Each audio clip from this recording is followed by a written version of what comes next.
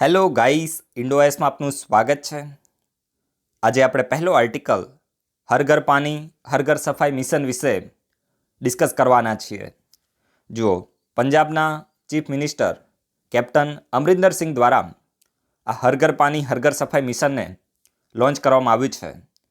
તો જીપીએસસીમાં DYSO STI જેવી એક્ઝામમાં ક્વેશ્ચન બની શકે કે કયા રાજ્ય દ્વારા હર ઘર પાણી હર ઘર સફાઈ મિશનને લોન્ચ કરવામાં આવ્યું છે। તો પંજાબ યાદ રાખવાનું છે। યુપીએસસી સ્પીપામાં આવા ક્વેશ્ચન ના બને, રાઈટ। આ મિશનનો મકસદ શું છે? મકસદ તો બહુ સિમ્પલ છે કે માર્ચ 2022 સુધી પંજાબના તમામ ગામડાઓને 100% પોર્ટેબલ એટલે શું થાય, પીવા લાયક પાણી છે તો એને પાઇપ દ્વારા સપ્લાય કરવું આ મિશનનો મેઇનલી મકસદ છે, રાઈટ। તો જીપીએસસીમાં ક્વેશ્ચન બને તો તમે યાદ રાખજો, પંજાબ દ્વારા હર ઘર પાણી હર ઘર સફાઈ મિશનને લોન્ચ કરવામાં આવ્યું છે। આની સાથે લિંક કરીને હું તમને એક ક્વેશ્ચન પણ પૂછી લઉં। તમારે વિડીયોના કમેન્ટ બોક્સમાં કહેવાનું છે કે ભારતનું કયું રાજ્ય ફર્સ્ટ હર ઘર જલ સ્ટેટ બન્યું છે। ઇન્ડોએસમાં આપણે આને ડિસ્કસ કરેલું છે। જીપીએસસીમાં ડીવાયએસઓ એસટીઆઈમાં આ ક્વેશ્ચન પણ બની શકે છે, રાઈટ। હવે જો એસટીઆઈની એક્ઝામ છે ને 7 માર્ચે આવે છે અને એ એક્ઝામ પોસ્ટપોન થવાની નથી। જીપીએસસીની મેન્સ પોસ્ટપોન થઈ એનું રીઝન એ છે કે ઘણા બધા ડીવાયએસઓ અને જે મામલતદાર છે તો એ લોકો અત્યારે ઇલેક્શન ડ્યુટીમાં છે અને એમને પણ જીપીએસસીની મેન્સ હતી 1-2ની, એટલા માટે જે લોબી હોય ને, અધિકારીઓની લોબી હોય તો એને જીપીએસસી ઉપર થોડું પ્રેશર ક્રિએટ કર્યું હોય કે ભાઈ તમે એક્ઝામને થોડી પાછી લો, કારણ કે એ લોકોની બધાની રજા કેન્સલ થઈ ગઈ હતી, સમજી ગયા। તો ક્યારે પણ આ એસટીઆઈ કે એના પછીની ડીવાયએસઓ આ બધી એક્ઝામ પોસ્ટપોન થવાની નથી, તો તમે એવું માની અને કોઈ આળસ કરતા નહીં। અને બીજું મારે તમને એ કહેવાનું છે કે જો કોઈ પણ વ્યક્તિ પીઆઈની એક્ઝામને બેઝ માનીને કરંટ અફેર્સની તૈયારી છોડી ના દે। ફરીથી હું તમને કહું છું, કારણ કે ત્યારે એ જૂનું પેપર હતું અને પછી લોકડાઉન લાગ્યું હતું અને એટલા માટે જૂનું જે પેપર હતું એ જ તમને આપી દીધું હતું પીઆઈમાં, પરંતુ અત્યારે એવું થશે એની સંભાવના બહુ જ ઓછી છે, કારણ કે ત્યારે જે એક્ઝામ હતી તો એપ્રિલ મહિનામાં હતી। એ સમયની આપણે વાત કરીએ, એસટીઆઈની એક્ઝામ તો એપ્રિલ મહિનામાં હતી અને લગભગ 1.5 મહિનો બાકી હતો, તો ત્યારે પેપર છપાય એવું મને એવું લાગતું નથી। તો એટલા માટે હું તમને કહું છું કે ભાઈ એસટીઆઈની એક્ઝામમાં કરંટ કરવાનું રાખજો। 7 તારીખે એક્ઝામ છે, ઇન્ડોએસનું કરંટ અફેર્સ રિવિઝન કરજો।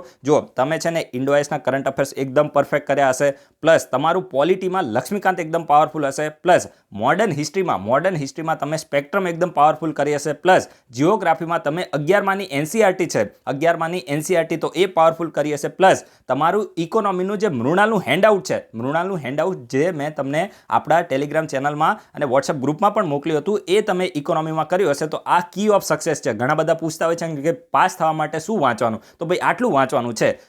આ હું તમને જીપીએસસીનું કહું છું। અમુક લોકો જો આમાં કેવું હોય કે ઘણા બધા લોકો કન્ફ્યુઝ થતા હોય છે કે ભાઈ આ ઇન્ડોએસના કરંટ અફેર્સ ઓછા રહેશે, પછી બીજું જગ્યાએથી મારું થોડું બાકી રહેશે। ભાઈ આવું બધું ના હોય, આ ભાષણ ના સમજતા હું તમારી માટે કામની વસ્તુ કહું છું। જો કરંટ અફેર્સમાં ક્યારેય કોઈ 100% બધું કવર ના થાય। કોઈ પણ મેગેઝિન તમે લેશો ને એમાં તમને કંઈક નવું જાણવા મળશે, તો ભાઈ નવું જાણવા માટે તમે શા માટે ટાઈમ ખરાબ કરો છો? આપણે કટ ઓફ ક્લિયર કરવાનું છે। તમે જુઓ કે એસટીઆઈ છે, આ ડીવાયએસઓ, આ બધી એક્ઝામમાં કટ ઓફ કેટલું આવે? 60, 70, 80, મેક્સિમમ 80 આવે। તો તમે વિચાર કરો કે માની લો કે કરંટ અફેર્સના ક્વેશ્ચન છે ને આપણે માની લઈએ હાઇપોથેટિકલ કે 50 ક્વેશ્ચન આવે છે। હવે એ 50માં ઇન્ડોએસમાંથી હું તમને ગેરંટી મારીને કહું છું કે જો 50 ક્વેશ્ચન એકદમ લેવલના હોય ને તો એ 50માંથી 35 ક્વેશ્ચન આપણી ચેનલમાંથી નીકળી જાય। 35ને જવા દો, આપણે 30 રાખીએ તો પણ તમે જુઓ કે પછી એ 30 ક્વેશ્ચન તમારે એ થયા, પોલિટી તમારું પાવરફુલ હોય, મોડર્ન હિસ્ટ્રી પાવરફુલ હોય, ઇકોનોમી પાવરફુલ હોય અને તમારું જિયોગ્રાફી પાવરફુલ હોય, તો આનું તમે રિવિઝન કર્યા રાખો ને યાર, તમારા સ્ટેટિકના ક્વેશ્ચનો ખોટા ના પડે। અને જો તમારા સ્ટેટિકના ક્વેશ્ચન ખોટા ના પડે તો ભાઈ તમારું કટ ઓફ ક્લિયર થઈ જાય, પછી તમારે અલગ અલગ સોર્સમાં જવું ના પડે। આ હું તમને કી ઓફ સક્સેસ કહું છું કે ભાઈ તમે ઓછા મટીરિયલને રિવાઇઝ કરીને કઈ રીતે સક્સેસ મેળવી શકો,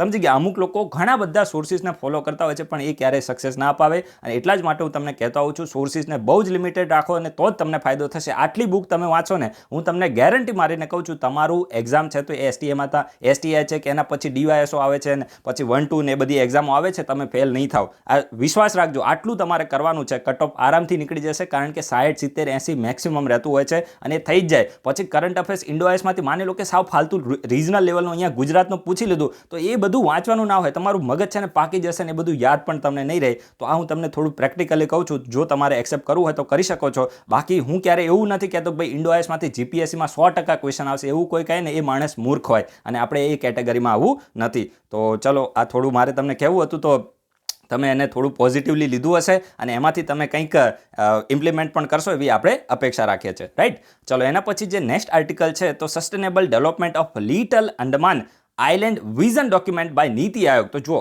સૌથી પહેલાં તો તમે જીપીએસસી માટે યાદ શું રાખો કે આ વિઝન ડોક્યુમેન્ટ કોને રિલીઝ કર્યું છે. જો અંદમાન છે ને, તો એમાં લિટલ અંદમાન આઇલેન્ડ છે. અંદમાન જે આઇલેન્ડ છે, અંદમાન નિકોબાર, તો એમાં લિટલ અંદમાન આઇલેન્ડ છે અને એની માટે વિઝન ડોક્યુમેન્ટ કોને રિલીઝ કર્યું છે? તો નીતિ આયોગે રિલીઝ કર્યું છે. અહીંયાથી જ ક્વેશ્ચન બનશે જીપીએસસીમાં. જો ક્વેશ્ચન આવશે આ ડીવાયએસઓ એસટીઆઈ જેવી એક્ઝામમાં કે sustainable development of little Andaman island vision document કોના દ્વારા રિલીઝ કરવામાં આવ્યું છે, પછી તમને પહેલો જ ઓપ્શન આપશે મિનિસ્ટ્રી ઓફ એન્વાયરમેન્ટ આપશે. પછી માની લો કે તમને કોઈ પણ બીજી મિનિસ્ટ્રી આપી દે, માની લો કે ડિફેન્સ રિલેટેડ હોય તો, કારણ કે સ્ટ્રેટેજિકલી ઇમ્પોર્ટન્ટ છે, સમજી ગયા. તો માની લો કે તમને મિનિસ્ટ્રી ઓફ ડિફેન્સ આપે, પરંતુ અહીંયા સસ્ટેનેબલ ડેવલપમેન્ટ છે ને, તો મોસ્ટ પ્રોબેબલી તમને પહેલો ઓપ્શન મિનિસ્ટ્રી ઓફ એન્વાયરમેન્ટ આપે. પણ ત્યારે તમારે યાદ શું રાખવાનું છે કે નીતિ આયોગે આને રિલીઝ કર્યું છે, રાઈટ. તો આપણે થોડી આના વિશે ઇન્ફોર્મેશન લઈએ.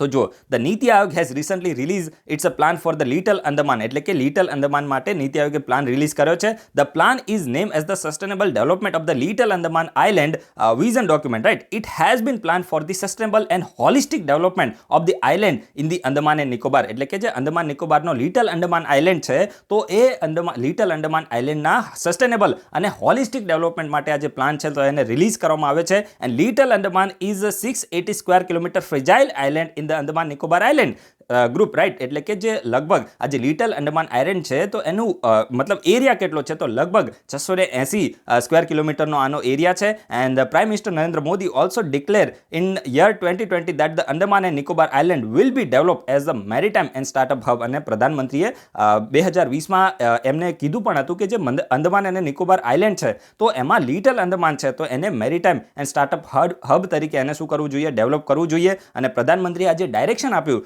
એના જ ભાગરૂપે આ જે નીતિ આયોગ છે તો એના દ્વારા વિઝન ડોક્યુમેન્ટ છે તો એને રિલીઝ કરવામાં આવ્યું છે. તો તમને ખબર પડી હશે.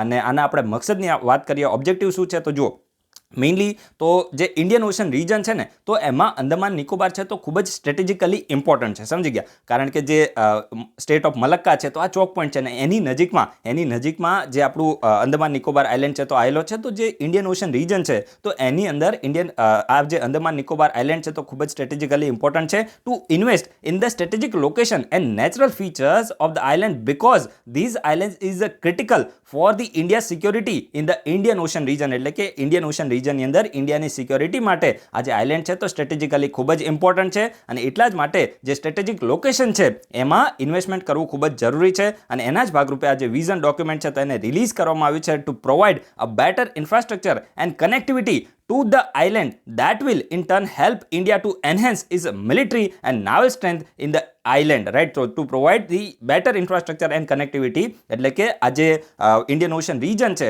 તો એ ઇન્ડિયન ઓશન રીજનની અંદર આપણું જે અંદમાન નિકોબાર આઇલેન્ડ છે તો એમાં બેટર ઇન્ફ્રાસ્ટ્રક્ચર અને કનેક્ટિવિટી હશે તો એ ઇન્ડિયાની જે મેરીટાઈમ અને જે નાવલ સિક્યોરિટી છે ઇન્ડિયન ઓશન રીજનની અંદર તો એને શું કરશે? એને એનહેન્સ કરશે. તો આ બધી મોટી મોટી વાતો તમારે યાદ રાખવાની છે. આ બધું અહીંયાથી ક્વેશ્ચન નથી બનવાનો, ક્વેશ્ચન ખાલી પહેલી લાઇનમાંથી બનવાનો છે કે sustainable development of little Andaman island vision document release by NITI Aayog, right. બસ આટલું જ યાદ રાખવાનું છે, બીજું કંઈ આમાં યાદ રાખવાની જરૂર આવતી નથી. ક્વેશ્ચન આમાંથી પૂછવા જેવો હોય તો આપણે પૂછી લઈએ, નહીં તો આગળ વધીએ.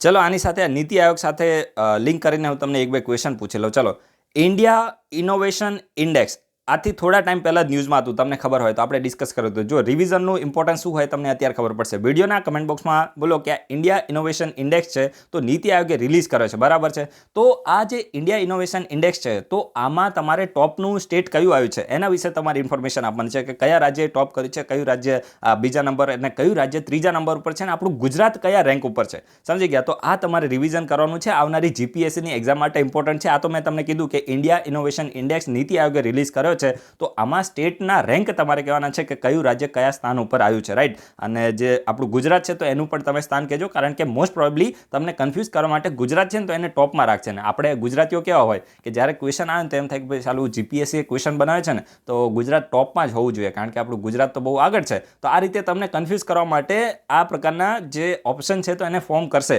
સમજી ગયા. એટલા જ માટે તમારે ગુજરાતનો રેન્ક પણ ધ્યાનમાં રાખવાનો છે કે ગુજરાત કયા સ્થાન ઉપર આવ્યું છે, રાઈટ. તો આપણે આના વિશે ઇન્ફોર્મેશન લીધી. હવે નેક્સ્ટ આર્ટિકલ આપણે નારી શક્તિ પુરસ્કાર વિશે ડિસ્કસ કરીએ.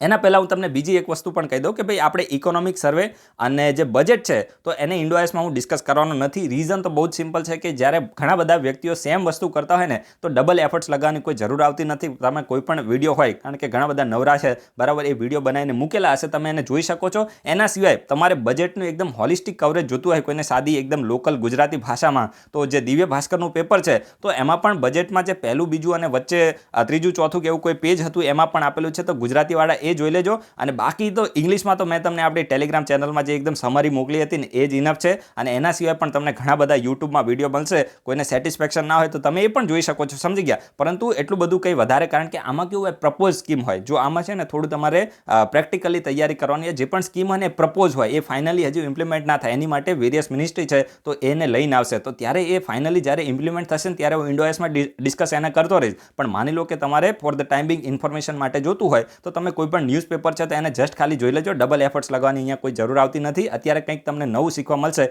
અને એ તો બધું તમે બધાએ કરી જ લીધું હશે એવું મને વિશ્વાસ છે, કારણ કે ઘણા બધા લોકો અલગ અલગ ચેનલોને ફોલો કરતા હોય છે. મને એટલું અંદરથી એટલો વિશ્વાસ છે, કારણ કે અમુક લોકોને અંદરથી ફિયર હોય છે કે સાલું ઇન્ડોઆઈએસમાંથી ક્વેશ્ચન નહીં આવે તો.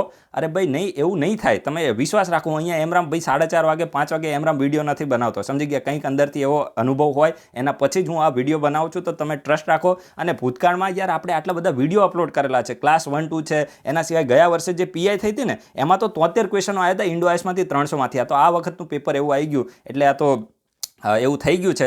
બાકી યાર તમારે ટ્રસ્ટ રાખવો પડે, રાઈટ. એના પછી આપણે હવે આ નારી શક્તિ પુરસ્કાર વિશે થોડી ઇન્ફોર્મેશન લઈએ. તો જો જે ministry of woman and child development છે તો એને નારી શક્તિ પુરસ્કાર માટે જે નોમિનેશન છે, એટલે કે જે પણ વ્યક્તિએ, ગ્રુપે અથવા તો એનજીઓએ આ અવોર્ડ લેવો હોય ઇન્સ્ટિટ્યુશને, તો એને ભાઈ નોમિનેશન ફાઇલ કરવું પડે, સમજી ગયા. તો એની માટેની ડેટને ministry of woman and child ડેવલપમેન્ટે શું કરી છે, એક્સટેન્ડ કરી છે કે ભાઈ તમને થોડો વધારે સમય આપીએ છીએ, કોઈને રહી ગયું હોય તો તમે ફાઇલ કરી શકો છો. તો એનાથી આપણે કોઈ લેવા દેવા નથી.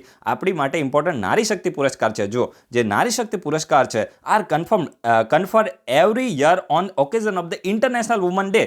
ઇન્ટરનેશનલ વુમન ડેના દિવસે આજે નારી શક્તિ પુરસ્કાર છે તો એ દર વર્ષે શું કરવામાં આવે છે, આપવામાં આવે છે, કન્ફર્ડ કરવામાં આવે છે. And the award is conferred by the ministry of woman and child development. કોના દ્વારા, કઈ મિનિસ્ટ્રી દ્વારા આપવામાં આવે છે? તો ministry of woman and child development. યાદ રાખજો, ministry of woman and child development, એના દ્વારા આ જે અવોર્ડ છે તો આપવામાં આવે છે. And it is conferred for recognition the exceptional work done by the individual in the area of the empowering the woman. એટલે કે માની લે કે કોઈ પણ વ્યક્તિ છે તો એ મહિલાઓના સશક્તિકરણ માટે સારું એવું કાર્ય કરે છે, તો એના કામને રેકગ્નાઇઝ કરવા માટે, એના જે એફર્ટ્સ છે તો એને રેકગ્નાઇઝ કરવા માટે જે અવોર્ડ છે તો આપવામાં આવે છે. ને એવું નથી કે ફક્ત વ્યક્તિને જ અવોર્ડ મળે છે.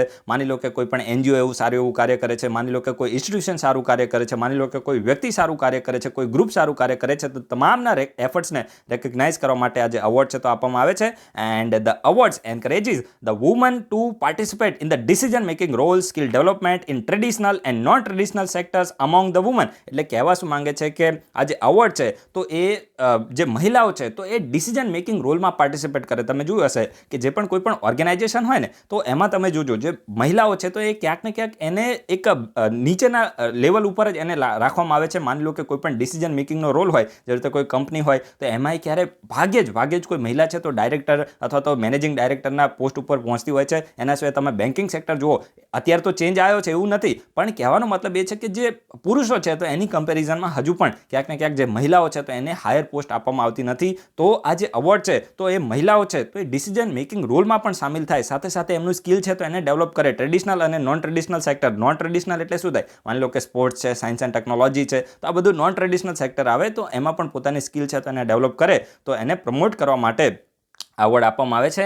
And as per the guidelines of the ministry and any individual of at least 25 years of age and institutions that have worked in relevant field for at least 5 years are eligible to apply. એટલે કે માની લો કે કોઈ પણ વ્યક્તિ છે તો એની 25 વર્ષ કરતાં વધારે ઉંમર છે અને એ મહિલાના સશક્તિકરણ માટે સારું એવું કાર્ય કરે છે, અથવા તો કોઈ પણ ઇન્સ્ટિટ્યુશન એને 5 વર્ષનો આ ફિલ્ડમાં કામ કરવાનો અનુભવ છે, એટલીસ્ટ એની પાસે 5 વર્ષનો અનુભવ હોવો જોઈએ. એમ નામ નહીં કે ભાઈ આજે માની લો કે મહિલાઓ માટે સારું એવું કાર્ય કર્યું ને આવતીકાલે બોલે કે ભાઈ મને અવોર્ડ આપો, એમ ના મળે, સમજી ગયા. 5 વર્ષ કામ કરવું પડે અને એના પછી જે ઇન્સ્ટિટ્યુશન છે તો અવોર્ડ માટે એલિજિબલ થાય છે. અને વ્યક્તિ માટે એટલીસ્ટ 25 વર્ષની ઉંમર હોવી જોઈએ, 25 અથવા તો એનાથી વધારે, રાઈટ. તો આપણે આના વિશે ઇન્ફોર્મેશન લીધી છે.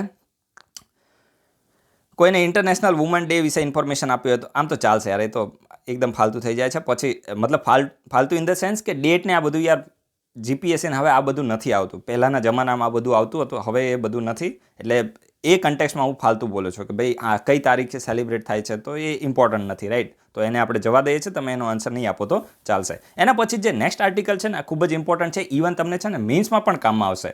જો first human milk bank in Kerala. કેરલાની વાત છે. કેરલાની પહેલી હ્યુમન મિલ્ક બેંક. હવે હ્યુમન મિલ્ક બેંક એટલે તમે સમજો ને, હવે બાળકનો જ્યારે જન્મ થાય તો એને માતાનું દૂધ એને પીવડાવવામાં આવે, સમજી ગયા. પરંતુ તમે જોયું હશે કે અમુક વખતે શું થાય છે કે જ્યારે બાળકનો જન્મ થાય અને એ જન્મ થયા પછી તમે જોયું હશે કે અમુક વખતે અનફોર્ચ્યુનેટલી એ માતાનું મૃત્યુ થઈ જતું હોય છે, અનફોર્ચ્યુનેટલી, સમજી ગયા. એના સિવાય તમે જુઓ કે ક્યારેક એ બાળકના જન્મ વખતે માતા છે તો એ બીમાર હોય છે, અથવા તો માતાને એ બાળકથી થોડી દૂર રાખવામાં આવે છે. ઘણા બધા રીઝન હોઈ શકે છે, રાઈટ. અને એટલા માટે આમ તો તમે જોયું હશે કે જે બાળકનો જન્મ થાય એના પછી અમુક ટાઈમ પછી એ જે માતા છે તો એનું દૂધ એને પીવડાવવું જ પડે છે, સમજી ગયા. એની અંદર જે ઇમ્યુનિટી છે તો એ પણ ડેવલપ થાય છે. પછી એને ન્યુટ્રિશન માટે પણ જરૂરી હોય છે ને, ખૂબ જ જરૂરી છે, રાઈટ. પરંતુ આ પરિસ્થિતિમાં બાળકને માતાનું દૂધ આપી શકાતું નથી. અને એટલા જ માટે આ મિલ્ક બેંક છે તો એને કેરલાની જે સરકાર છે તો એને શરૂ કરી છે. એવું નથી કે ભારતમાં પહેલી વખત છે, ભારતમાં ઓલરેડી એસ્ટાબ્લિશ હતી, પરંતુ કેરલા અત્યારે જાગ્યું છે, સમજી ગયા. કેરલા અત્યારે જાગ્યું છે ને એટલા માટે કેરલાએ પણ હવે હ્યુમન મિલ્ક બેંક છે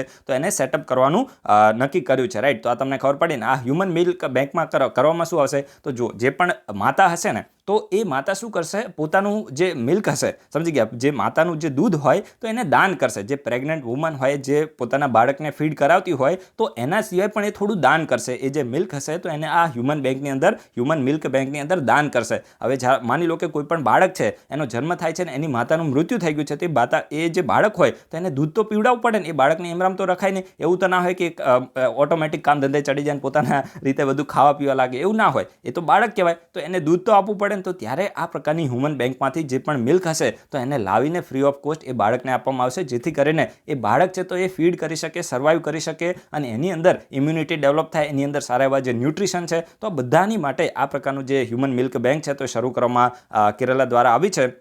અને એક સારો એવો કોન્સેપ્ટ છે. તમે મીન્સમાં પણ માની લો કે જે અંડર નરિશમેન્ટ છે, પછી બાળકો માટે કંઈ પણ લખવાનું આવે તો ત્યારે તમે આવી બધી નાની નાની વસ્તુને કોટ કરી દો ને, કોઈ બાઉન્ડ્રી ફિક્સ હોતી નથી. હું તમને પહેલાં પણ કહું છું. અને જ્યારે તમને એ સમય યાદ આવ્યું ને, આ જ ઇમ્પોર્ટન્ટ હોય છે. મીન્સમાં જ્યારે તમે આન્સર લખતા હોય એટલો ઇઝી ટાસ્ક નથી ભાઈ. એમાં કેવું થાય કે તમે જ્યારે આન્સર લખતા હોય ને ત્યારે બધું યાદ કરો ને, કારણ કે નોલેજ તો ઘણું બધું હોય છે, પણ એ નોલેજને તમારે 3 કલાકની અંદર ભાઈ એ પેપરની ઉપર ઉતારવાનું હોય છે. અને એટલા માટે અમુક વખતે યાદ હોવા છતાં પણ તમે ભૂલી જતા હોય છે, કારણ કે ત્યારે પ્રેશર એટલું રહેતું હોય છે. તો એની માટે પ્રેક્ટિસ જરૂરી હોય છે. તો એ આપણે થોડી તમને જ્યારે પણ ટાઈમ મળે ત્યારે એ કરતું રહેવાનું. તો આપણે આના વિશે થોડી ડિટેલમાં ઇન્ફોર્મેશન લઈ લઈએ. હવે 1-2 ફેક્ટ હતા. તો જો this concept of milk bank had came to India 32 years back. એટલે કે જો ભારત દેશની અંદર તો આ જે હ્યુમન મિલ્ક બેંકનો જે કન્સેપ્ટ છે તો 32 વર્ષ પહેલાં આવી ગયો છે, પરંતુ કેરલા છે તો એ અત્યાર સુધી જાગ્યું છે. અને અત્યાર સુધી જે કેરલા છે તો એને બેંક ઓપન નથી કરી, પરંતુ હવે એને ઓપન કરી દીધી છે. અને જે મહિલાઓ હશે તો એ આ મિલ્ક બેંકની અંદર જે પોતાનું દૂધ હશે તો એને શું કરશે, એનું દાન કરશે, રાઈટ. તો અને એ કોણ કરશે કે જે મહિલા એકદમ હેલ્ધી હોય, સમજી ગયા. તો એવી મહિલાઓ દ્વારા જ જે દૂધ છે તો એનું દાન કરવામાં આવશે, રાઈટ. તો ચલો આપણે નેક્સ્ટ જે આર્ટિકલ આપણે જોઈએ, ધ એરો ઇન્ડિયા 2021 શો. તો આમાં તમારે યાદ શું રાખવાનું છે કે એરો ઇન્ડિયા 2021નો શો છે તો કયા રાજ્યમાં થવાનો છે? કર્ણાટકના બેંગાલુરુ સિટીમાં. આ જીપીએસસી માટે ઇમ્પોર્ટન્ટ છે. એરો ઇન્ડિયા 2021 શો છે તો એ બેંગાલુરુમાં થવાનું છે, કર્ણાટકના. અને મેઇનલી આ જે શો છે તો જો દર ઓલ્ટરનેટ યરમાં થાય છે. ઓલ્ટરનેટ યર એટલે શું થાય? માની લો કે આ વર્ષે થયું તો આવતા વર્ષે નહીં થાય, પછી ફરીથી એના પછીના 1 વર્ષે થશે, એના પછી નહીં થાય, પછી ફરીથી 1 વર્ષે થશે. એટલે કે ઓલ્ટરનેટ યરમાં આ જે એરો ઇન્ડિયા જે શો છે તો એને ઓર્ગેનાઇઝ કરવામાં આવે છે. ને આ 13મું એડિશન છે. 2021નું કયું એડિશન છે? 13મું એડિશન છે. બેંગાલુરુમાં થશે. ને જો આમાં મેઇનલી શું થશે? એક પ્રકારનું એક્ઝિબિશન છે. અહીંયા તમે જુઓ, આ પહેલી લાઈન છે ને, આને નોટ ડાઉન કરી દો, આટલું ઇનફ છે, પછી બધી વાર્તાઓ છે. It is one of the major exhibition for the aerospace and defence industry. બસ આ જ તમારે યાદ રાખવાનું છે કે જે એરોસ્પેસ અને ડિફેન્સ ઇન્ડસ્ટ્રી છે તો એની માટેનું એક્ઝિબિશન છે. અને એક પબ્લિક એર શો પણ આની અંદર કન્ડક્ટ કરવામાં આવે છે. The exhibition will also enable the industry professional two gain the market insight, announce new development and gain the media coverage. એટલે કે જે પણ જે એરોસ્પેસ જે ઇન્ડસ્ટ્રી છે તો એના જે પ્રોફેશનલ હોય તો એને માર્કેટની ઇન્સાઇટ એને મળે છે. સાથે સાથે એને એક પ્લેટફોર્મ મળે છે કે પોતાના જે પણ નવા ડેવલપમેન્ટ હોય તો એના વિશે અનાઉન્સ એનાઉન્સમેન્ટ કરી શકે, સાથે સાથે મીડિયા છે તો એની પણ કવરેજ આ પ્રકારની ઇન્ડસ્ટ્રી પ્રોફેશનલને મળતી હોય છે. તો આ બધી વાર્તાઓ છે. આમાં તમારે આટલી જ આ પહેલી લાઈનને નોટ ડાઉન કરવાની છે કે ભાઈ એરોસ્પેસ અને ડિફેન્સ ઇન્ડસ્ટ્રી છે તો એનું એક્ઝિબિશન છે અને આને કોને દ્વારા ઓર્ગેનાઇઝ કરવામાં આવે છે. તો મેઇનલી આને જે ઓલ્ટરનેટ યરમાં આ જે એક્ઝિબિશન છે તો એને ઓર્ગેનાઇઝ કરવામાં આવે છે અને આ વર્ષનું જે એક્ઝિબિશન છે તો એ 13th એડિશન હતું. તો આ ફેક્ટ તમે નોટ ડાઉન કરી દો, બાકી બધું કંઈ એટલું બધું ઇમ્પોર્ટન્ટ નથી. જીપીએસસીમાં આવો ક્વેશ્ચન બની જશે, રાઈટ. હવે યુપીએસસી માટે તો 1-2 દિવસથી કોઈ આર્ટિકલ એટલા ખાસ આવતા નથી, કારણ કે બજેટ ને ઇકોનોમિક સર્વે આ જ બધું ચાલી રહ્યું છે. તો આપણે થોડો દિવસ મેનેજ કરીએ, કંઈ આપણે લેવલ ડાઉન થઈ જવા નથી. થોડું પણ જે પણ નવું શીખવા મળે ને આપણી માટે ઇમ્પોર્ટન્ટ છે. જે રીતે જો આ જે sustainable development of little Andaman island vision document છે તો આ યુપીએસસી માટે ઇમ્પોર્ટન્ટ છે. નારી શક્તિ પુરસ્કાર ઇમ્પોર્ટન્ટ છે. પછી આ બધું તમને મીન્સમાં પણ કામ આવે. એવું નથી કે ભાઈ આ ખાલી આ લાસ્ટ અને ઉપરનો આર્ટિકલ હતો ને એ મેઇનલી જીપીએસસી માટે હતો. બાકી તો યાર તમને આ યુપીએસસીમાં પણ થોડું થોડું કામ આવી જાય. તો એ રીતે આપણે તૈયારી કરતું રહેવાનું છે. થોડું તમારે પણ મેનેજ કરવું પડે, કારણ કે અત્યારે આર્ટિકલ એટલા બધા સારા આવતા નથી, તો આપણે એને ડિસ્કસ કરવું પોસિબલ થતું પણ નથી. સો ગાઈઝ, હવે આપણે વિડીયોને કમ્પ્લીટ કરીએ. ટેલિગ્રામ ચેનલ, પછી ઇન્સ્ટાગ્રામ અકાઉન્ટ છે, ફેસબુક અકાઉન્ટ છે. ફેસબુક તો ફાલતુ છે, એમાં ના થતા. પછી જે આપણું ટ્વિટર છે અને વોટ્સઅપ ગ્રુપ છે, તમામની લિંક વિડીયોના ડિસ્ક્રિપ્શન બોક્સમાં આપેલી છે, ત્યાંથી તમે જોઈન થઈ શકો છો. So guys, thanks for watching. તમારા બધાનો દિવસ શુભ જાય.